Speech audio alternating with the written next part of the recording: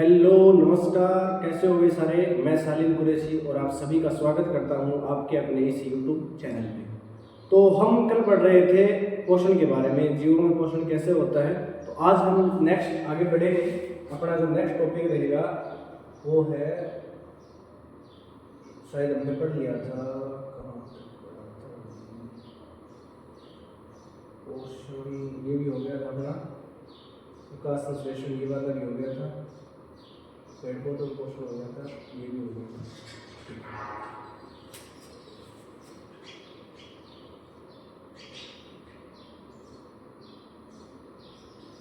ये भी शायद, हाँ ये भी हो गया था।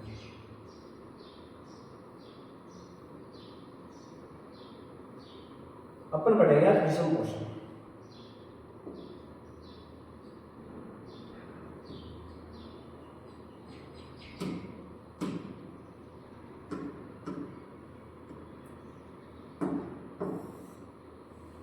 आज हम पढ़ने वाले हैं विषम पोषण। विषम पोषण देखो क्या होता है। विषम पोषण के लिए कंडीशन होती है कि इसमें जो जीव होते हैं, इसमें जो जीव होंगे वो किस पे निर्भर रहेंगे, स्वपोषी। जितने भी जीव रहेंगे वो किस पे निर्भर रहेंगे, स्वपोषी पर निर्भर रहेंगे। स्वपोषी कहाँ पर निर्भर रहते हैं, पर्यावरण पर से। पर्यावरण पर स्वपोषी क्या करते हैं, पर्यावरण के अंदर जो कार्बन डाइऑक्साइड है प्लस जल से, इन सब में क्या बनाएंगे, भोजन बनाएंगे। और इस भोजन पर जो अन्य जीव अगर निर्भर रहेंगे, अन्य जीव इस भोजन को खा के अपने अंदर ऊर्जा लेके आते हैं, वही जीव क्या कहलाते हैं, विषय में पोषी कहलाते हैं। और वो विधि क्या कहलाती है, विषय में पोषी। तो देखो, पोषण की वह विधि जिसमें जीव अपने भोजन के लिए दूसरे जीवों पर निर्भर रहते होते हैं। जैसे उदाहरण के लिए मानव व अन्य जीव, जैसे मैं बात करूँ अगर अमीबा की, है ना, तो ये सारे जो जीव होते हैं वो किस पे रहते हैं, दूसरे अन्य जीवों पर निर्भर रहते हैं। जैसे देखो ये अपने पास स्वपोषी है, या फिर एक तो होते हैं मांसाहारी जीव और एक होते हैं शाकाहारी जीव। ठीक है, एक तो मांसाहारी जीव होते हैं और एक क्या होते हैं, शाकाहारी। देखो हम पढ़ रहे हैं इसमें कि पोषण की वह विधि जिसमें जीव जो है वो अपने भोजन के लिए दूसरे जीवों पर क्या रहते हैं, निर्भर रहते हैं। तो इसमें जो मांसाहारी है और शाकाहारी है दोनों ही, मान लो अगर मांसाहारी का एग्जाम्पल लूँ मैं शेर का, तो शेर किस पर रहेगा निर्भर, हिरण पे। हिरण किस पे निर्भर रहता है, पेड़ पे। और पेड़ पौधे अपने क्या होते हैं, स्वपोषी। अगर मैं बात करूं शाकाहारी, तो मान लो अपने पास क्या है, बकरी। बकरी किस पे निर्भर रहेगी, घास पर। और घास क्या है, स्वपोषी। तो बस सीधे सीधे ये कह सकता हूं ना कि सर जो विषम पोषी जो होते हैं, विषम पोषी जो होते हैं वो अपने भोजन के लिए किस पर निर्भर रहते हैं, स्वपोषी जीवों पर निर्भर रहते हैं। विषम पोषण 3 प्रकार का होता है। कौन सा, एक तो प्राणी संपोषण, एक मृतजीवी पोषण और एक परजीवी पोषण। प्राणी संपोषण, इसमें जीव संपूर्ण भोज्य पदार्थ का अंतःग्रहण करते हैं तथा उनका पाचन शरीर के अंदर करते हैं, जैसे अमीबा और मानव। देखो सब जो विषम पोषण होते हैं वो होते हैं 3 प्रकार के। एक तो कौन सा है अपने पास, प्राणी संपोषण, मृतजीवी पोषण और एक परजीवी पोषण। प्राणी संपोषण में क्या होता है कि इसमें जो जीव होंगे वो अपने भोज्य पदार्थ के लिए पहले तो दूसरे पदार्थ दूसरे जीवों पर निर्भर रहेंगे, और दूसरी बात है कि ये इन भोजन का क्या करते हैं, अंतःग्रहण करते हैं, इन भोजन का पाचन शरीर के अंदर होता है। मृतजीवी नाम से पता चल रहा है, मृत है, जीवी है, यानी ये जीव क्या करते हैं कि अपने भोजन के लिए सड़े गले जो पदार्थ होते हैं, अपशिष्ट जो पदार्थ होते हैं, जो मृत अवशेष होते हैं, उनसे अपना क्या प्राप्त करेंगे, भोजन प्राप्त करेंगे। जैसे मृत जीवी अपना भोजन मृत जीवों के शरीर सड़े गले कार्बनिक पदार्थों से प्राप्त करते हैं। उदाहरण के लिए फुल्दी है और क्या है, कवक। एक अपने पास है कवक, परजीवी पोषण। अन्य जीवों के शरीर के अंदर या बाहर रहकर उनको बिना मारे अपना भोजन प्राप्त करना क्या कहलाता है, परजीवी पोषण कहलाता है। जैसे अमरवेल है, जून है और अपना क्या है, फीताकर्मी है। ये सारे क्या रहते हैं, दूसरे जीवों पर होते हैं और दूसरे जीवों को बिना नुकसान पहुंचाए और अपना क्या प्राप्त कर लेते हैं, भोजन प्राप्त कर लेते हैं। क्या कहलाता है, परजीवी पोषण कहलाता है। नेक्स्ट देखो,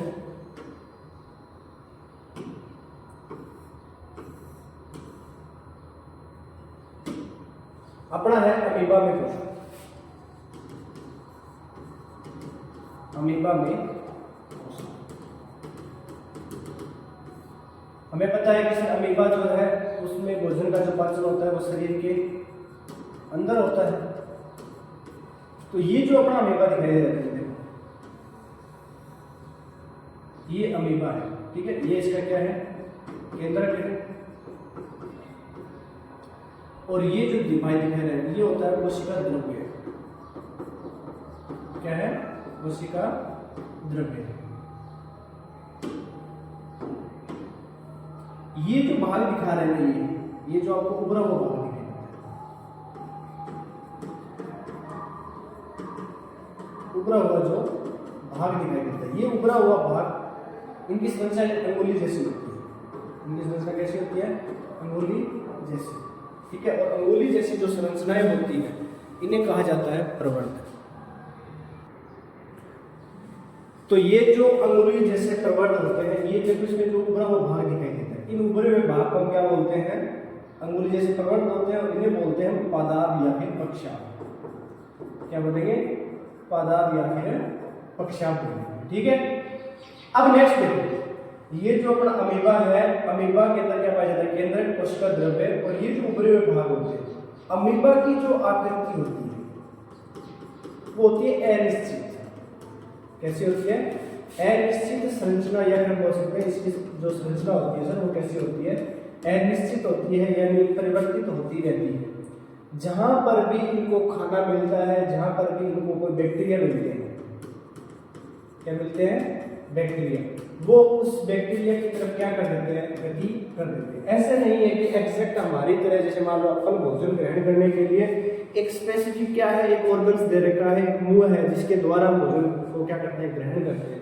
लेकिन अमीबा के अंदर ऐसी चीज नहीं होती। अमीबा को जहां कहीं भी कोई भी भोजन का पदार्थ कण मिलता है वो उसकी तरफ क्या कर देता है, गति कर देता है। यानी इसकी आकृति कैसी होती है, अनिश्चित होती है, संरचना अनिश्चित होती है।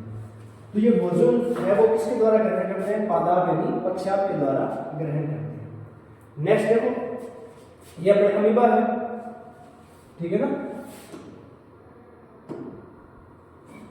ये अपना अमीबा है।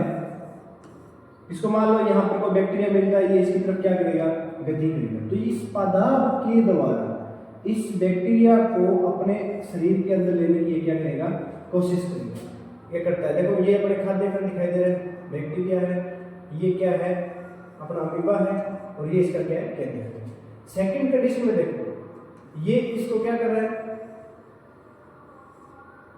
इसका अंतःग्रहण कर लिया, ठीक है ना, बाद में और इसका पूर्ण रूप से क्या कर जाता है, ग्रहण करने के बाद में क्या हो जाता है, पाचन हो जाता है।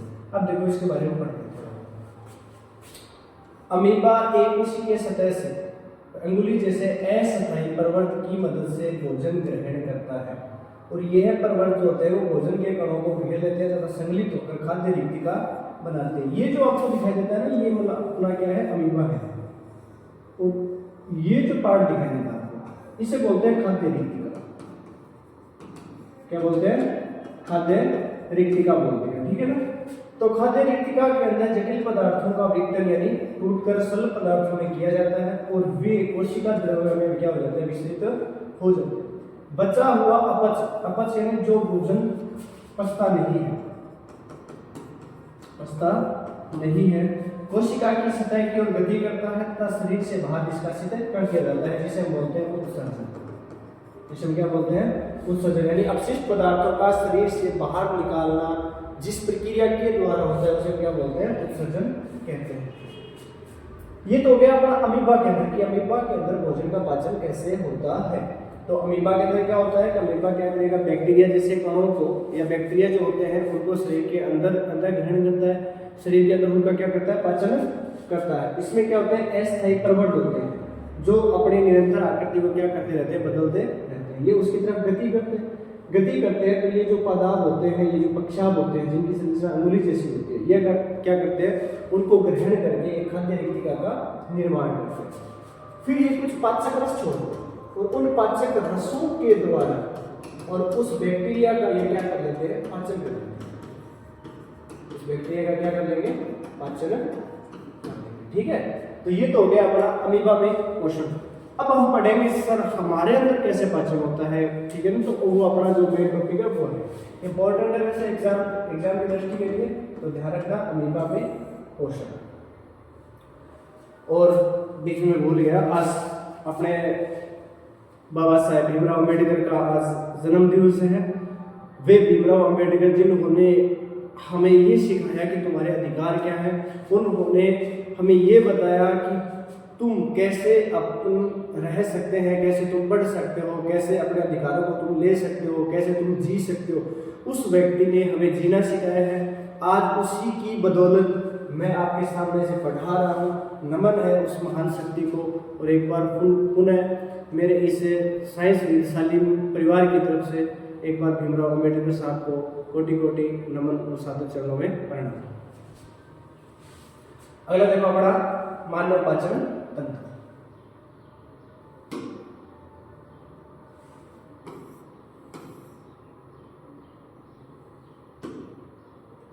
देखो मानव पाचन तंत्र, अपने शरीर के अंदर भोजन का पाचन कैसे होगा भाई, हमें ये तो पता है कि सर हम जो है वो है विषमपोषी, हम दूसरे जीवों पर भोजन के लिए क्या रहते हैं, निर्भर रहते हैं। यह एक विषम पोषण है जिसमें मनुष्य भोजन का अंतः ग्रहण, वही सेम बातें हैं जो इसमें थी अमीबा में थी। अंतः ग्रहण कर भोजन का पाचन करता है, जिसमें शरीर के अंग, ग्रंथियां और एंजाइम क्या होते हैं, सहायक होते हैं। क्या क्या सहायक होते हैं भोजन के पाचन में? अंग होते हैं और सहायक ग्रंथियां होती हैं,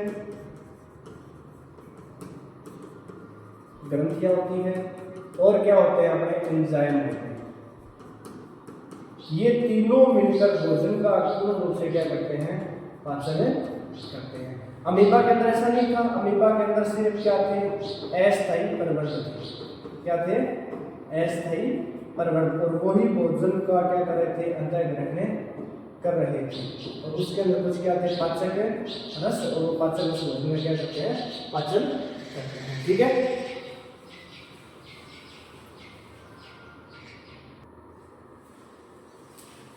तो चलो देखते हैं मानव में पाचन कैसे होता है। देखो एक बार पढ़ लेते हैं, उसके बाद में कंप्लीट रूप से डायग्राम बना के वैसे समझाते हैं। देखो पाचन तंत्र, पाचन तंत्र क्या होता है? पाचन होता है कि अपने पास एक तो है पाचन शब्द कि पाचन किसे कहते हैं। पाचन का मतलब होता है कि जटिल पदार्थों का सरल पदार्थों में रूपांतरण क्या कहलाता है, पाचन कहलाता है। जैसे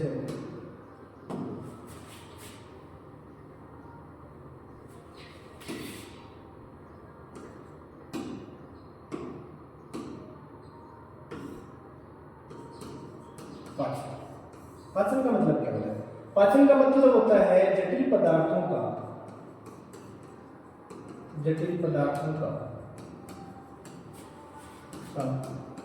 सरल पदार्थों में रूपांतरण।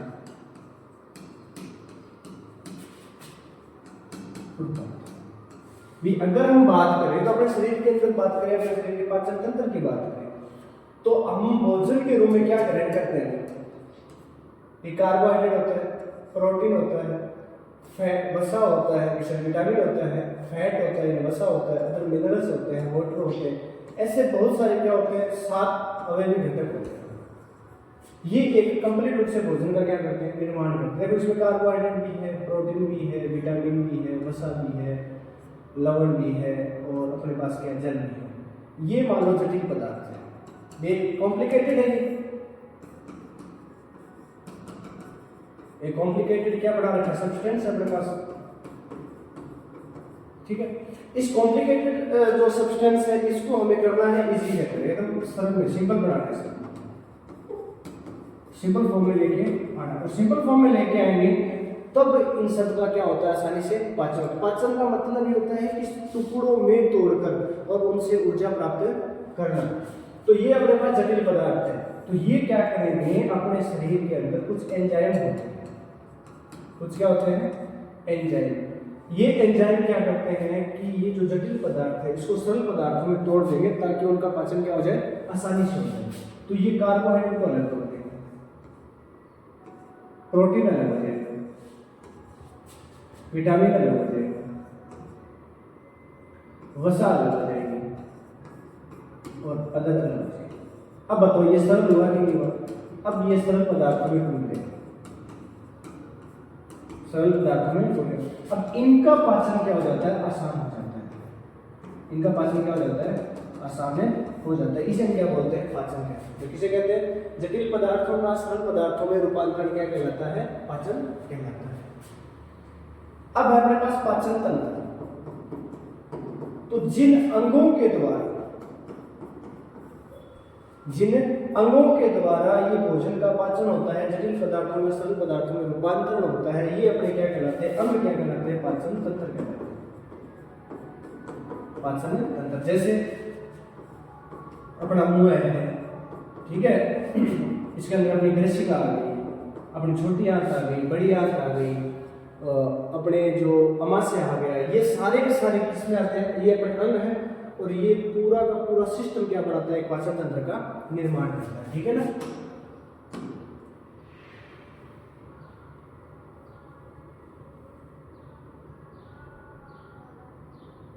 देखो पाचन तंत्र, शरीर के वे अंग जो भोजन का क्या करते हैं, पाचन करते हैं, क्या कहलाते हैं, पाचन तंत्र कहलाता है, ठीक है। पाचन तंत्र के दो भाग होते हैं, एक तो होता है आहार नाल, क्या होता है, आहार नाल होता है, और एक होती है सहायक ग्रंथियां, सहायक ग्रंथि। ये जो सहायक ग्रंथि होती है ये कुछ रस स्रावित करती है, क्या स्रावित करती है, रस स्रावित करती है।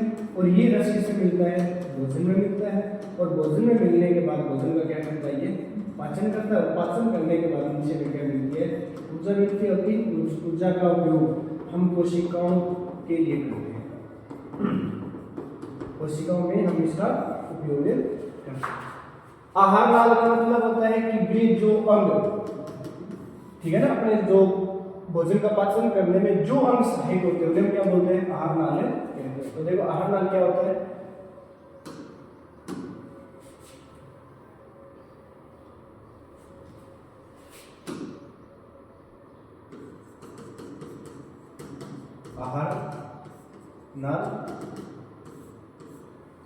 आहार नाल क्या होता है कि अपने मुंह से लेके और गुद्दा तक एक लंबी क्या होती है, नली होती है, लंबी क्या होती है, नली होती है, जिसे हम क्या कहते हैं, आहार नाल कहते हैं। यानी अपने मुंह से लेके और गुद्दा तक जो लंबी नली होती है जिसके अंदर भोजन का पूर्ण रूप से क्या होता है, पाचन होता है, पूर्ण रूप से भोजन का क्या होता है, पाचन होता है। इस भाग को क्या बोलते हैं, आहार नाल कहते हैं। अब आहार नाल के अंदर कौन कौन से पार्ट आते हैं, मुंह आता है, फिर ग्रसिका आता है, इसके बाद में अमाशय, इसके बाद में अपने छोटी आंत, इसके बाद में अपनी बड़ी आंत, इसके बाद में मलाशय और फिर गुदा, ठीक है। ये है आहार नाल के भाग। अब इनके अंदर भोजन का क्या होता है, पाचन होता है। अब इन आहार नाल के अलावा हमारे पास में कुछ सहायक ग्रंथियां होती हैं, कुछ सहायक क्या होती है, ग्रंथियां वे होती है जो रस स्रावित करती है। तो ये क्या स्रावित करेगी, रस स्रावित करती है। और कौन से रस, पाचक रस, कौन से रस करती है, पाचक रस। जैसे मुंह की मैं बात करूं तो मुंह में पाया जाता है लाला ग्रंथि। कौन सी ग्रंथि पाई जाती है, लाला ग्रंथि, जो लाल रस स्रावित करती है, लाल रस स्रावित करती है। ठीक है, अगर मैं बात करूं अपने यकृत की, तो ये भी एक रस स्रावित करते हैं। ठीक है, मैं बात करूं अगर अमाशय की, तो अमाशय के अंदर कौन सी ग्रंथि होती है? जठर ग्रंथि होती है। जठर ग्रंथि कौन सा रस स्रावित करेगी? जठर रस करेगी। ठीक है, ऐसे अपने शरीर के अंदर क्या अग्नाशय ग्रंथि है, अग्नाशय ग्रंथि, ये ग्रंथियां है ना, ये रस स्रावित करती है। इस अग्नाशय ग्रंथि को मिश्रित ग्रंथि कहते हैं। पढ़ेंगे आगे सारे सारे। मिश्रित ग्रंथि उसे कहते हैं जिसके अंदर अंतःस्रावी ग्रंथि और बाह्यस्रावी ग्रंथि दोनों प्रकार की ग्रंथि सम्मिलित हो, उसे हम क्या बोलते हैं? मिश्रित ग्रंथि। तो भोजन के पाचन के लिए दो भाग होते हैं, तो आहार नाल होता है, क्या होता है? सहायक ग्रंथियां। आहार नाल मुंह से गुदा तक लंबी नली होती है, जिसमें पूर्ण रूप से भोजन का क्या होता है? पाचन।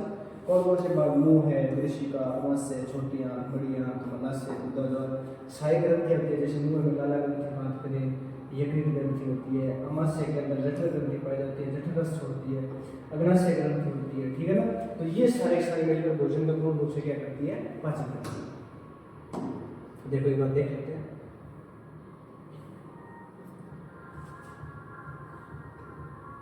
देखो, मुंह से लेकर गुदा तक एक लंबी नली होती है, जिसमें भोजन का क्या होता है? पाचन होता है।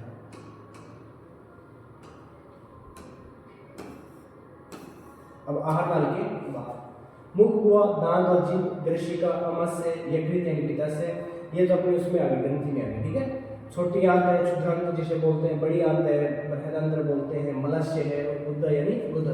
ये सारे किसके भाग हैं? ये आहार नाल के भाग। किसके हैं? आहार नाल, आहार नाल के भाग, जिसके अंदर भोजन का क्या होता है? पाचन। ये अपने अंग। ठीक है, सहायक ग्रंथि ये रस स्रावित करती है, जो भोजन के पाचन में क्या होती है? सहायक। कितने प्रकार की होती है? दो प्रकार की। एक तो होती है अंतःस्रावी ग्रंथि और एक क्या होती है? बाह्यस्रावी ग्रंथि। अब देखो आहार नाल के भाग हो रहे हैं, उनके कार्य। पहले हम पढ़ेंगे मुख हुआ के काम, फिर पढ़ेंगे दृशिका के, फिर पढ़ेंगे हम अमाशय के, फिर पढ़ेंगे यकृत के, छोटी आंत, बड़ी आंत, ऐसे करके हम सारों का पोस्टमार्टम करेंगे। ठीक है ना, एक एक करके तोड़ेंगे सबको, सबसे निकालेंगे हम क्या, उनसे जो भी हमें अध्ययन करना होगा, जो भी स्टडी करनी होती है, वो सारी स्टडी में कंप्लीट रूप से करेंगे। देखो मुख हुआ,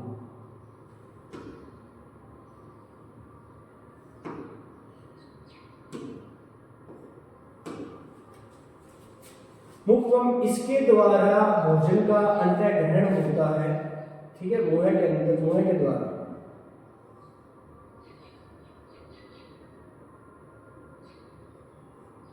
इसे देखते क्या बना लेता हूँ थोड़ा बहुत अच्छा। ठीक है, इसके द्वारा ये अपना जो मुंह है, मुंह के द्वारा हम भोजन का क्या करते हैं? अंतः ग्रहण करते हैं। क्या करते हैं? अंतः ग्रहण करते हैं। अब मुंह के अंदर दो भाग होते हैं। कितने भाग? दो। एक तो होता है दांत और एक क्या होती है? जीभ। दांत का कार्य वही होता है कि भोजन के जो बड़े टुकड़े होते हैं, उन बड़े टुकड़ों को किसमें परिवर्तित करते हैं? बड़े टुकड़ों को छोटे टुकड़ों में परिवर्तित, छोटे टुकड़ों में परिवर्तित। और जीभ का काम क्या होता है? जीभ क्या करती है कि मिलाने का, भोजन को मिलाने का काम करती है, मिलाने का कार्य करती है। साथ में इस भोजन के अंदर जो लाल रस होता है वो मिलता है, और लाल रस मिलने के बाद में ये भोजन का क्या करती है? पाचन में भी क्या होती है? सहायक होती है। ठीक है, देखो दांत भोजन के बड़े भागों को छोटे भागों में क्या करते हैं? परिवर्तित करते हैं। जीभ है, भोजन को गीला करने का कार्य करती है। इसमें एक लाला ग्रंथि होती है, लाला। ठीक है, कौन सी ग्रंथि होती है? लाला ग्रंथि होती है, जिसमें कौन सा रस होता है? लाला रस होता है।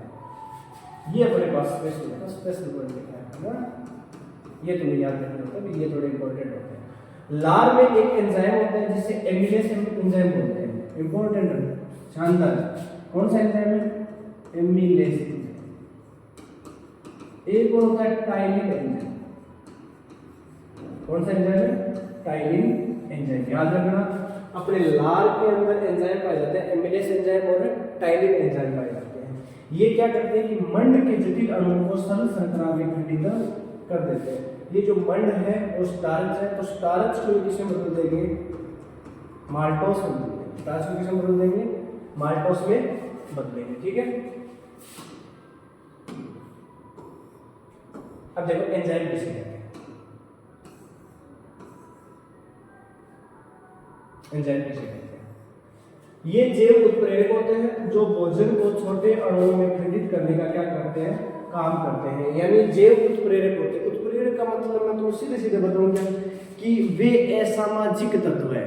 अपने समाज के अंदर कुछ होते हैं ना ऐसे असामाजिक तत्व होते हैं जो क्या करते हैं, इधर का उधर और इधर वाले का इस साइड में कर देते हैं, उनके क्या उत्पन्न कर देते हैं, टकराव उत्पन्न कर देते हैं। वही असामाजिक तत्व है, ये अपने क्या होते हैं, जैव उत्प्रेरक होते हैं। ये खुद तो अपरिवर्तित रहते हैं, खुद क्या रहते हैं, अपरिवर्तित रहते हैं, लेकिन जो रासायनिक अभिक्रिया जो होती है, जो अभिक्रिया होती है उसके वेग को क्या कर देते हैं, परिवर्तित कर देते हैं। संतुल्य के वेग को क्या कर देते हैं, परिवर्तित कर देते हैं। ठीक है ना, ये होते हैं जैव उत्प्रेरक। अब हम बात करें 2 नंबर। 1 नंबर हम मुंह पढ़ रहे हैं। मुंह के अंदर 2 भाग होते हैं, एक तो होता है दांत और एक क्या होता है जीभ। आप जानते हो उनके बारे में। अगला अपना ग्रशिका। यह एक नली होती है जो मुंह से अमाशय तक जुड़ी होती है और मुंह से अमाशय तक भोजन ग्रशिका या इसोफेगस द्वारा ले जाया जाता है। ये अपना जो मुंह है,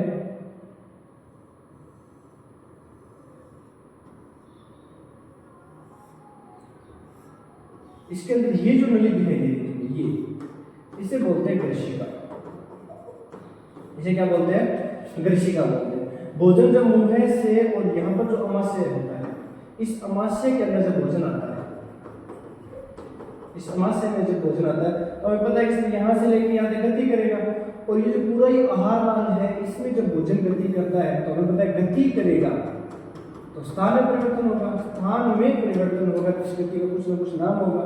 तो ग्रशिका के अंदर या पूरे आहार नाल में जो गति होती है उसे बोलते हैं कर्माकुंचक गति। कर्माकुंचक गति करते हैं। ठीक है, या फिर कर्माकुंचक है उसे क्या बोलेंगे, गति बोलेंगे। इस गति के द्वारा जो भोजन है वो पूरे आहार नाल में क्या करता है, स्थानांतरण करता है। क्या करता है, स्थानांतरण करता है। अमाशय के अंदर जाता है, छोटी आंत के अंदर जाता है, बड़ी आंत के अंदर जाता है। ऐसे भोजन का क्या होता है, पाचन होता है। अब अपना कर्माकुंचक गति किसे कहते हैं। संपूर्ण आहार नाल में भोजन की गति कर्माकुंचक गति के द्वारा होती है। नेक्स्ट है अपना अमाशय। डायग्राम बनाएंगे, इसके बाद नहीं है। नेक्स्ट अपना कौन सा है, अमाशय। यह एक बृहत अंग है जो भोजन के आने पर क्या हो जाता है, फैल जाता है। ये अपना क्या है, अमाशय है। ठीक है, इसे भोजन का भंडार गृह भी कहा जाता है क्योंकि इस भाग में भोजन 2 या 3 घंटे के लिए रुकता है। देखो अगर कहीं आपको 3 से 4 घंटे मिल सकता है, 2 या 3 घंटे के लिए कोई दिक्कत नहीं है। ठीक है ना, जैसे अगर 5वीं क्लास 5th क्लास में लिखा हुआ है 3 से 4 घंटे के लिए, तो भोजन 2 से 3 घंटे या 3 से 4 घंटे के लिए इसमें रुकता है। और अमाशय की भित्ति में उपस्थित जठर ग्रंथियां, अभी बताया था मैंने, साई ग्रंथियां होती है जो कौन सा रस स्रावित करती है, जठर है, रस स्रावित करते हैं। भोजन के पाचन का कार्य संपन्न होता है। देखो जठर ग्रंथि निम्न का स्राव करते हैं, तो बात करें जठर ग्रंथि।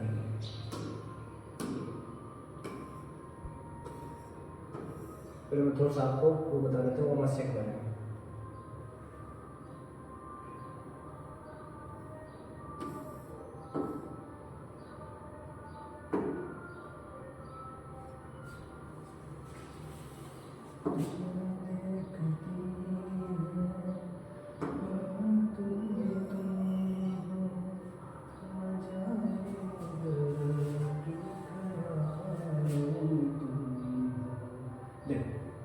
अपन क्या पढ़ रहे हैं, अमाशय।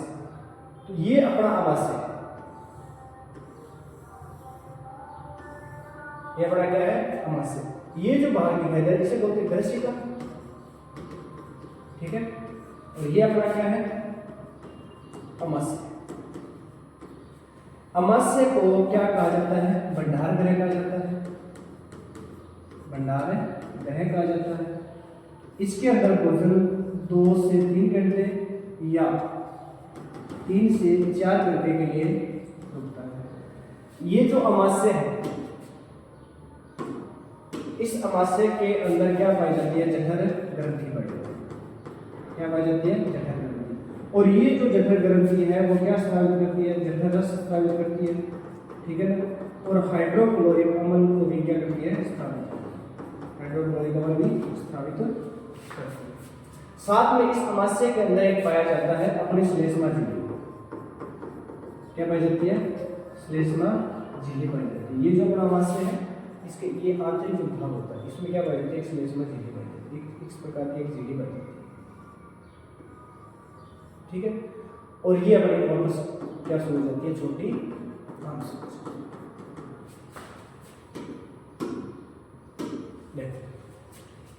भोजन इसमें रुकेगा। भोजन 2 या 3 घंटे के लिए रुकता है। हमने पहले चैप्टर के अंदर रासायनिक अभिक्रिया के अंदर भाग पढ़ते हैं विकृत गंधिता। विकृत गंधिता उसमें हम पढ़ते हैं कि इसमें जो भोजन होते हैं, ये जो खाद्य पदार्थ होते हैं, वो खाद्य पदार्थ क्या करते हैं? जब ऑक्सीजन के संपर्क में आते हैं, जल के संपर्क में आते हैं, तो उसमें सड़न उत्पन्न हो जाती है, सड़ने लग जाते हैं, बदबू आने शुरू हो जाती है। तो उस बदबू को कंट्रोल करने का, नियंत्रण करने का या उसे बचाने का काम कौन करता है? अपना हाइड्रोक्लोरिक अम्ल करता है, जो किसके अंदर पाया जाता है? अमाशय के अंदर पाया जाता है। श्लेष्मा झिल्ली क्या करती है? मान लो अगर अपच की स्थिति के अंदर, ठीक है, कौन सी स्थिति के अंदर? अपच की स्थिति के अंदर जब भोजन पचता नहीं है, तुम क्या करते हो? मान लो अगर किसी शादी विवाह पार्टी में जा रहे हो और वहां पर किसी ऐसे व्यक्ति के साथ में जा रहे हो, अपने घर पे इनविटेशन कार्ड नहीं दे रखा उन्होंने, अब फिर भी उनके साथ में चले जाते हैं, चलो हम भी चलते हैं। अब हमें पता है कि सामने वाला देख रहे हैं, हम क्या करेंगे? या तो पर्दा ऊंचा किया, उसके नीचे से घुसते हैं, या फिर हम उनके साथ में ऐसे चलते हैं जैसे उन्होंने हमें देखा ही। और उस कंडीशन के अंदर अब सामने जो पकवान पड़े रहते हैं, हम क्या करते हैं? जल्दी जल्दी खा लेते हैं। जल्दी जल्दी खाने के बाद में, क्योंकि हमें पता है कि आप फोकट का मिल रहा है तो खा लेते हैं, लेकिन जैसे ही बाहर आते हैं, पचता भोजन है नहीं, भोजन नहीं बचेगा, तो उस कंडीशन में क्या होता है कि ये जो अमाशय है वो हाइड्रोक्लोरिक अम्ल ज्यादा रिलीज करता है। तो ये इस अमाशय की आंतरिक भित्ति पर क्या करेगा? अटैक करेगा। आंतरिक भित्ति पर क्या करेगा? अटैक। और अटैक करेगा तो ये जो सेंसिटिव पार्ट होता है, तो हमें क्या हो सकता है? इन्फेक्शन हो सकता है। इस इन्फेक्शन से, इस संक्रमण से बचने के लिए क्या होती है? श्लेष्मा झिल्ली होती है। ये है अपना अमाशय। अब हम इसके बारे में थोड़ा बहुत पढ़ते हैं जो लिखा हुआ है।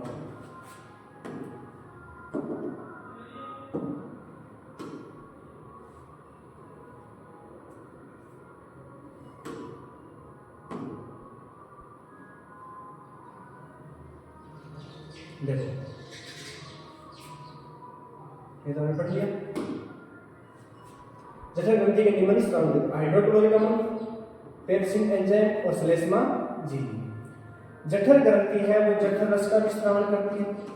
जठर रस का दूसरे चैप्टर के अंदर हम पढ़ेंगे कि जठर रस का जो पीएच मान होता है वो कितना होता है? 1.2 होता है।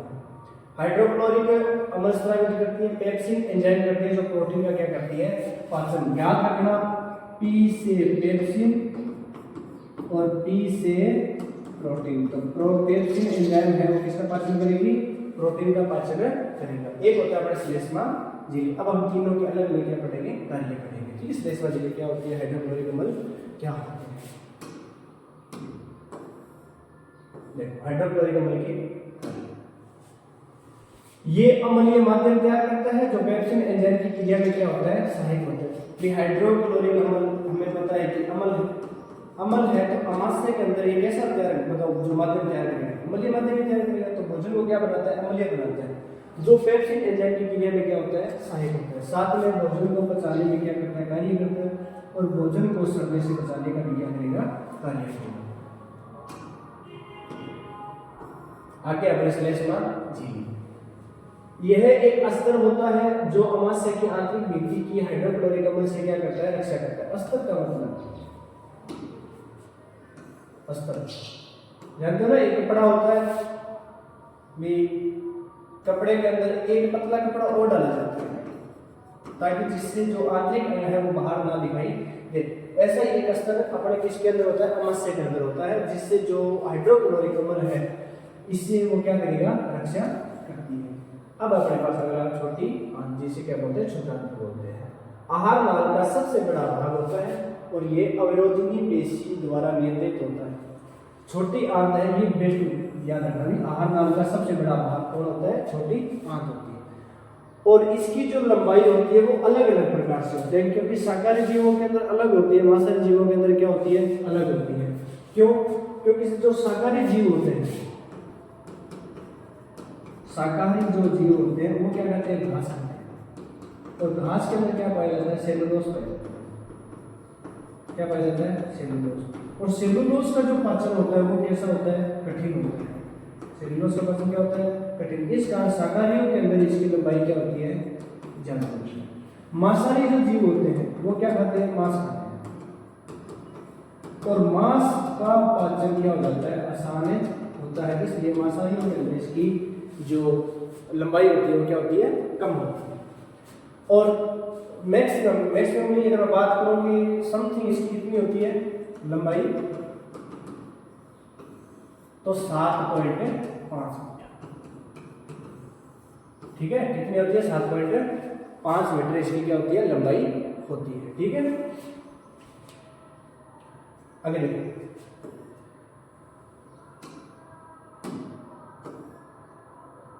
यह अवरोधनी पेशी द्वारा नियंत्रित होती है। अत्यधिक कुंठित होने के कारण यह अपने स्थान पर व्यवस्थित होती है। इससे भोजन का पूर्ण पाचन स्थल भी कहा जाता है, क्योंकि यकृत तथा अग्नाशय से स्रावण इस कार्य को क्या करते हैं, पूर्ण करते हैं। यानी क्वेश्चन आ सकता है कि छोटी आंत को पूर्ण पाचन स्थल क्यों कहते हैं, क्योंकि यकृत तथा अग्नाशय से स्रावण रस इस कार्य को क्या करते हैं, पूर्ण करते हैं। क्योंकि यकृत जो है वो रस स्रावित करेगी, अग्नाशय ग्रंथि है वो रस क्या करते हैं, स्रावित करते हैं। और जो रस होते हैं, पाचक रस होते हैं, वो भोजन का क्या करते हैं, पाचन करते हैं। अमाशय से आने वाला भोजन अम्लीय होता है और अग्नाशिक एंजाइमों की क्रिया के लिए उसे क्या बना दिया जाता है, क्षारीय बना दिया जाता है। अब अग्नाशय या अग्नाशिक रस स्रावित important, best important, board exam में आया ये क्वेश्चन, ठीक है, इंपॉर्टेंट है, याद रखना है। क्या है, अग्नाशय या अग्नाशिक रस स्रावित करते हैं। तो ट्रिप्सिन एंजाइम अग्नाशय ग्रंथि कौन सा एंजाइम स्रावित करती है, ट्रिप्सिन एंजाइम जो प्रोटीन का क्या करती है, पाचन करती है। लाइपेज एंजाइम जो तुलसीकृत वसा का क्या करती है, पाचन करती है। और एमिलेज एंजाइम जो मंड का क्या करती है, पाचन करती है। क्षुद्रांत की भित्ति में ग्रंथि होती है जो रस स्रावित करती है, जिससे एंजाइम प्रोटीन को एमिनो अम्ल में। क्षुद्रांत की आंतरिक भित्ति में क्या पाई जाती है, ग्रंथियां पाई जाती है जो पाचक रस स्रावित करती है, जिससे एंजाइम प्रोटीन को तो किससे बदल देते हैं, एमिनो अम्ल में। ठीक है, ये एंजाइम प्रोटीन को किससे बदल देंगे, एमिनो अम्ल में। जटिल कार्बोहाइड्रेट को किससे बदल देंगे, ग्लूकोज में। ठीक है, और वसा को किससे बदल देंगे, वसा अम्ल में क्या कर देते हैं, परिवर्तित कर देते हैं, यानी ग्लिसरॉल में परिवर्तित कर देते हैं। अब होते हैं द्रव्य। छोटी आंत जो होती है ना, इसके अंदर छोटे छोटे क्या पाए जाते हैं, प्रवर्त पाए जाते हैं, अंगुली जैसे प्रवर्त पाए जाते हैं। अंगुली नुमा क्या पाए जाते हैं, प्रवर्त पाए जाते हैं, जिसे क्या बोलते हैं, दीर्घरोम कहते हैं। दीर्घरोम कहते हैं। तो छोटी आंत के आंतरिक स्तर पर अंगुली जैसे प्रवर्त पाए जाते हैं, जिन्हें दीर्घरोम कहा जाता है। अवशोषण का सतही क्षेत्रफल बढ़ा देते हैं और जल का क्या करते हैं, अवशोषण करते हैं। तो दीर्घरोम क्या करते हैं कि कई बार हम भोजन ज्यादा अत्यधिक ग्रहण कर लेते हैं, तो ये अपने सतही क्षेत्रफल को क्या कर लेंगे, बढ़ा लेंगे और साथ में जल का क्या करते हैं, अवशोषण करते हैं। नेक्स्ट देखो, बृहदांत यानी बड़ी आंत। बड़ी बिना पचा भोजन इसमें भेज दिया जाता है, जहां दीर्घरोम जल का अवशोषण कर अपशिष्ट पदार्थ को गुदा द्वारा शरीर से बाहर कर दिया जाता है। शाकाहारी एवं मांसाहारी जीवों में छोटी आंत की लंबाई अलग अलग होती है, मैंने भी बताया था आपको।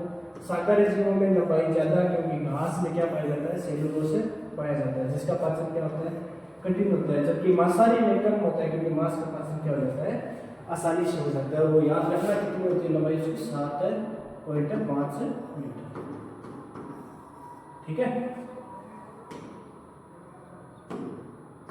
ये अपने भोजन पाचन में मानव पाचन। वापस की डेट के दिन जाते थोड़ा बहुत कोशिश करें। देखो ये अपना है पाचन तंत्र।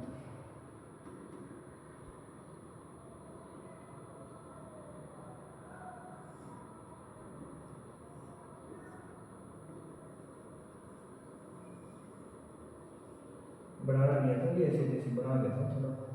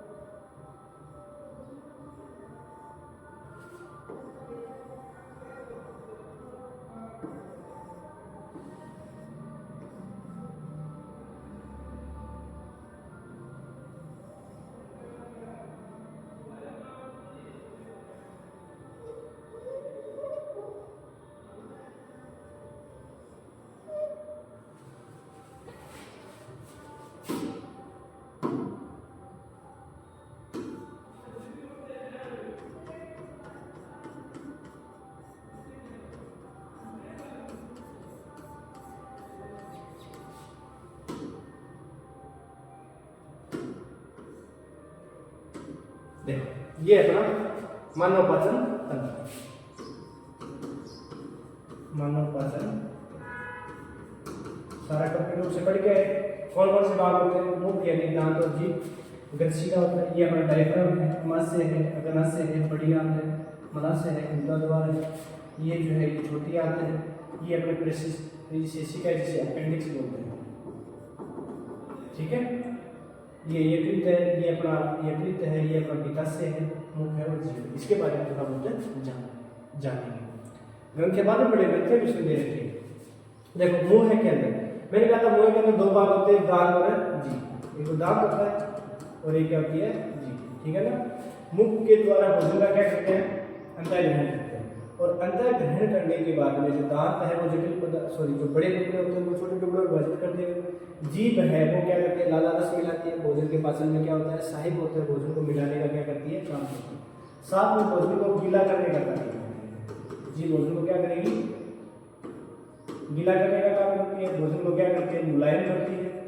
इसके अंदर क्या पाई जाती है, लाला ग्रंथि पाई जाती है, जो कौन सा रस छोड़ती है, लाला रस। लाला रस छोड़ती है। ठीक है। भोजन यहाँ से इस ग्रसिका के द्वारा, और भोजन किस में आता है, अमाशय के अंदर आता है। ठीक है ना। अमाशय के अंदर हम पढ़ के आएंगे, अमाशय के अंदर एक जठर ग्रंथि होती है। जठर ग्रंथि इसका आयोजन करती है हाइड्रोक्लोरिक अम्ल को और पेप्सिन एंजाइम। ठीक है ना। और साथ में इसमें क्या पाया जाता है, श्लेष्मा झिल्ली पाई जाती है। भोजन इसमें रुकेगा। अब ये जो यकृत है, यकृत होती है शरीर की सबसे बड़ी ग्रंथि, शरीर की सबसे बड़ी ग्रंथि। अब ये जो शरीर की सबसे बड़ी ग्रंथि जो यकृत है, ये एक रस छोड़ती है, और इस रस को बोलते हैं पित्तरस। क्या बोलते हैं, पित्तरस बोलते हैं। और यकृत के जिस भाग में, यकृत के जिस भाग में ये जो पित्तरस है वो संचित होता है, इसे हम क्या बोलते हैं, पित्ताशय कहते हैं। तो ये भाग है, मानो यहाँ पर जो पित्तरस है वो संचित हो रहा है, जिसे हम क्या बोलेंगे, पित्ताशय बोलेंगे। भोजन जब यहाँ से 2-3 घंटे के बाद में जब छोटी आंत में जाता है, तो ये जो पित्तरस है वो इस भोजन के अंदर मिलता जाता है, जो क्या करता है, वसा की बड़ी गोलिका,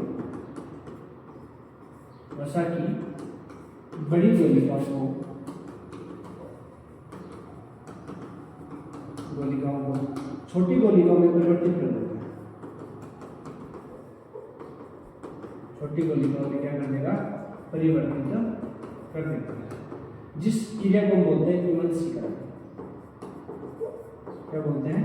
इमल्सीकरण बोलते हैं। ठीक है, यानी वसा की बड़ी गोलिकाओं को छोटी गोलिकाओं में परिवर्तित करना क्या कहता है? इमल्सीकरण करता है, कहलाता है। और करता कौन है? ये पितरस के कार्य होते हैं। तो ये किसका कार्य है?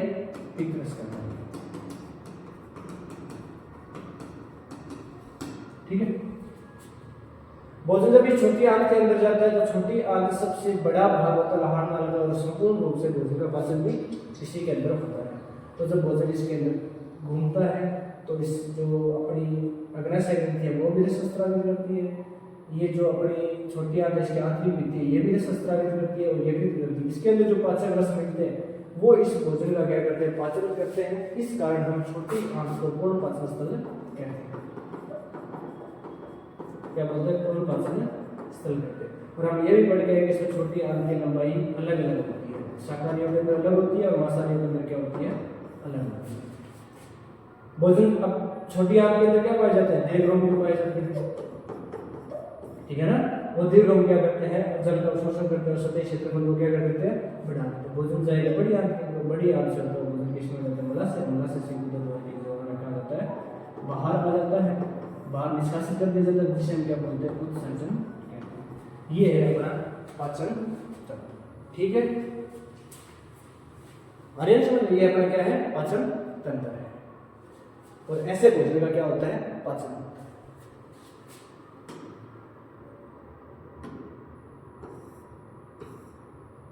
और ये सब शब्द है ये हम कल पढ़ेंगे। तो आज के लिए इतना ही काफी है, मिलते हैं कल। धन्यवाद।